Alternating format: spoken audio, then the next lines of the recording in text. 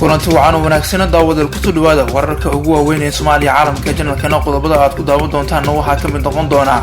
wariiska Soomaaliya oo gacanta ku dhigay haweeney baraha bulshada sawirada ee muuqaalada lagu baahiyay taas oo markaas la arkayay in gabar aad u yar ay markaas dhabarka ugu fadhiisay isla markaana ay garaacday jirdil xoogna u geystay haweeneydaas safiiraha weyn leh oo dhibaatada u geystay cunugtaas yar ayaan soo gudbin doonaa oo booliiska ay gacanta ku dhigeen warays la yaab leh ee bixi sababta ka dambeysay maseer baa waa daawan doontaan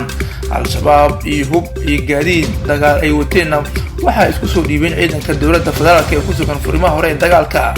waxaa kaloo daawan doontaan beel muqdisho ka iclaamisay dagaalka ka dhanka al-shabaab macallimu beeshiisa ayaa markaasi ka mid ah beesha markaasi bacda cadde waan soo gudbin doonaa saaxiibayaal Arinjan iyo Saciidan oo kala tagay iyo siyaasadii Puntland ee markaas Saciidan ugu cusub yeelatay waxaan soo gudbin doonaa qodobo muhiim ah oo saldhigga kala taga kooxdii Arinjan iyo Saciidan oo qayb ka ahaa waxaa kaloo daawan doontaan saaxiibayaal wararkii ugu dambeeyay arrimaha caalamka ee diblomaasiyadda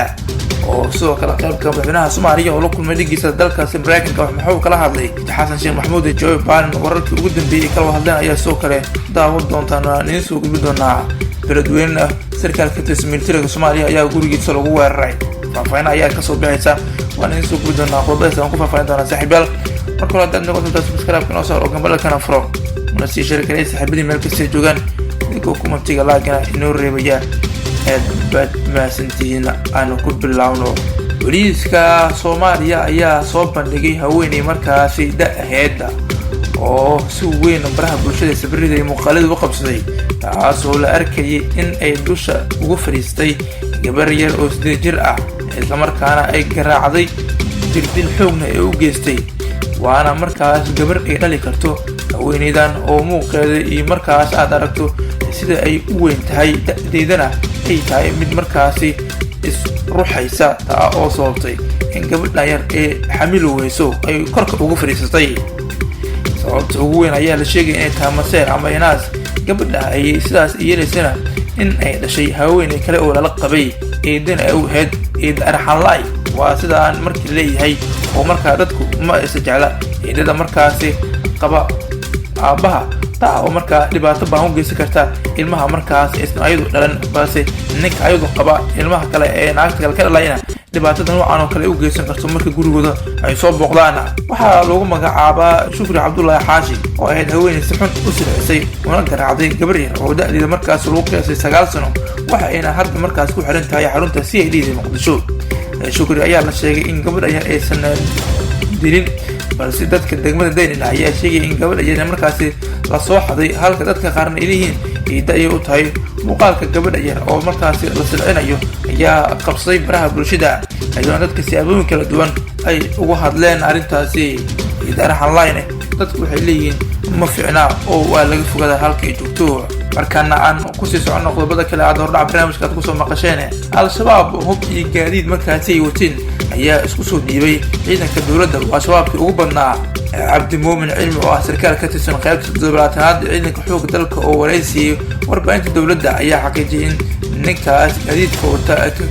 ka soo goosay al-shabaab inay hadda gacanta ku hayaan sarkaalkan ayaa sheegay inay ninka isku soo dhiibay uu xubin sare ka ahaa al-shabaab isla markaana marka ka soo jeeda deegaanada ay ka socdaan howlgallada ka dhanka al-shabaab ee gobolka Hiiraan ka socda mar labadii sida ay ka yeelayaan ninkan ka soo goosay shabaab ee isku soo dhiibay dowladda ayaa uu sheegay in dowladda ay u gacan gelinayaan si loo geeyo goobaha dhaqan celinta al-shabaab markaas lagu soo hanuunayo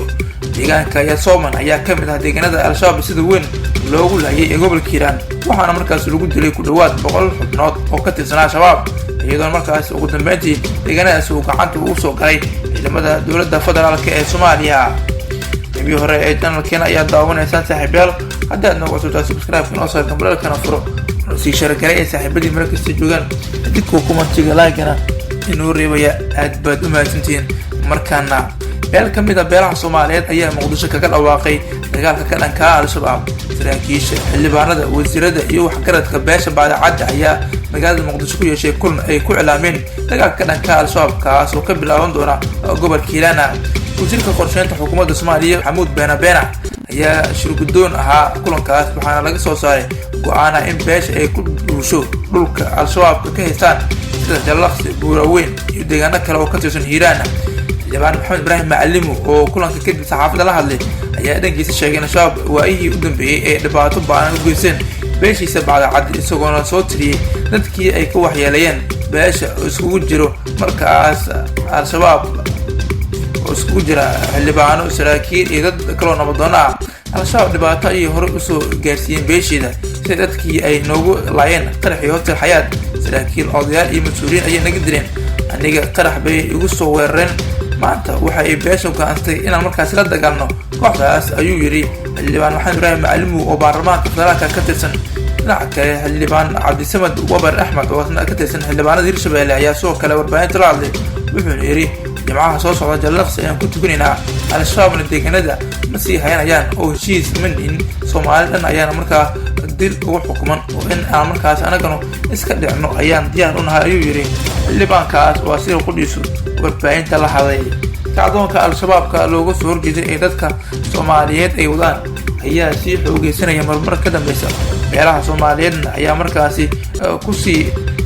dhawaanaya dagaalada markaasi al-shabaabka looga saarayo deegaanada guud ahaanba gobolada dalka kaga sugiin. wararka gobolka waxaa ugu waaweyn qabiil xanagoo sii mareyna saaxiibayaal anagii noolnaa subscribe inaad taado.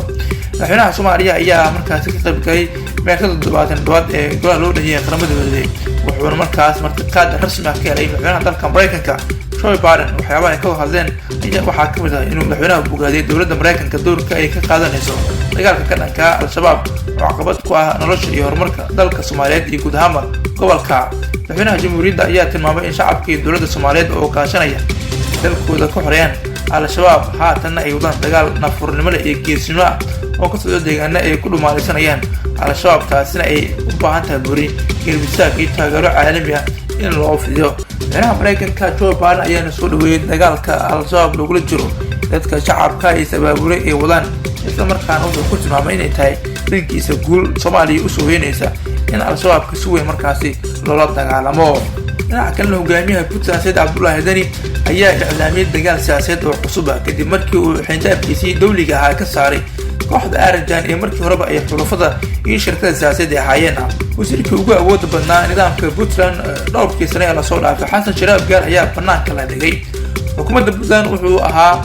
wasiirka maaliyadda iyadoo markaasi xilkaasi ku waayay isku shaandheen uu markaasi sameeyay Dani. dabiciisa doorashada 2020 iyo sida uu markaasi u adkeysanayo sii socoshada kaltanka beelaha ee hogaanka Puntland ayaa loo arkaa sababta uu Dani u bedelay Xasan Shiraab Gaar. xilka qaadista uu ku sameeyay Xasan Shiraab Gaar wasiirka maaliyadda waa ka macno badan tahay kuwii ka horreeyay, sababtan waa inuu markaa ka mid ahaa milkiilayaasha maamulka Dani hogaamiyo. ninkan oo ay Dani shirku ku hayeen dagaalkii Boosaaso iyo qorshihii doorashada madaxweynaha Soomaaliya wuxuu matalayay koox siyaasiyiin ah oo markaas isku xiran oo reer Puntland ah, badankoodna ay markaas magaalada Galway ka soo jeedaan, kuwaas oo dadku ay ku xantaan magaca Arajan loo yaqaan. iyadoo 15 xubnood iyadoo markaas 15 bilood ay ka dhiman tahay muddaxiyaadka Danina waxaa markaas dowladda Puntland ka bilowday howlaha doorashada siyaasiyiin isku aragti ah ayna markaas dantu kala waday. kooxdan oo hormuudka u yahay wasiirka xilka laga qaaday waxaa lagu eedeynayaa inay markaas doonayaan inay kaltanka beelo sidiisii u soo socdo oo maalinba uu reer xukuumada maamulka Puntland asaasay Sicdana arrintaas uu ku gacansaday. beesha degan caasimada Galway waxa ay markaasi jilbo culustooda siyaasadeed ay ku xisaabtamayaan in doorkii markaas la joogo oo galkacyo qaro markaas aysan fursad lahayn, laakiin Dani iyo kooxdiisa waxa ay sheegayaan inay muhiim tahay in laga gudbo kaltanka beelahaas. qaabka loogu gudbayana ayaa weli heshiis laga gaarin. wararka ugu waaweyn dhinaca kale beledweyne aan ku laabanaa ee sarkaal ka tirsan militariga Soomaaliya ayaa hoygiisa lagu weeraray oo markaasi bam gacmeed lagu tuuray, taa oo markaas sababtay in khasaaro ka dhashay bamkaasi kooxaha weysan ay ku weerareen. rag hubeysan ayaa fiidnimadii xalay guri markaasi xaafadda xaabataabka magaalada beledweyne ee xarunta gobolka Hiiraan ka degan yahay sarkaal ka tirsan ciidanka dowladda gaar ahaan kuwa militariga ku weeraray. weerarkan waxaa ka dhashay khasaaro iskugu jira dhimasho iyo dhaawac oo soo gaaray dad shacab iyo askar ilaalo ka ahayd guriga la weeraray oo markaa degan yahay sarkaalka ka tirsan militariga Soomaaliya qaybta 27 oo markaas lagu magacaabo Muuse Qubac muuse qurux gudoogaala waxa ay kusoo warramay in weerarka uu ku dhintay nin lagu magacaabi jiray shareeb barajiis oo ka mid ahaa ilaalada sarkaalka islamarkaana waxaa ku dhaawacmay weerarka 4 qof oo kale iskugu jira shacab iyo askari ciidan kooxdiisa ka dambeysay kooxdii weerarka ka dambeeyay ayaana iskaga baxsay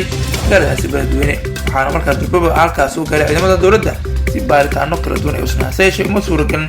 in ay gacanta ku soo dhigaan kooxii weesnaa ee markaas dhibaatada geysay gudahaan wararka Soomaaliya aad kala socoteen channelkeena iyo caalamka waana inta halmaamna subscribe na tiro gamla kana afurtaan aad baad u mahadsantiin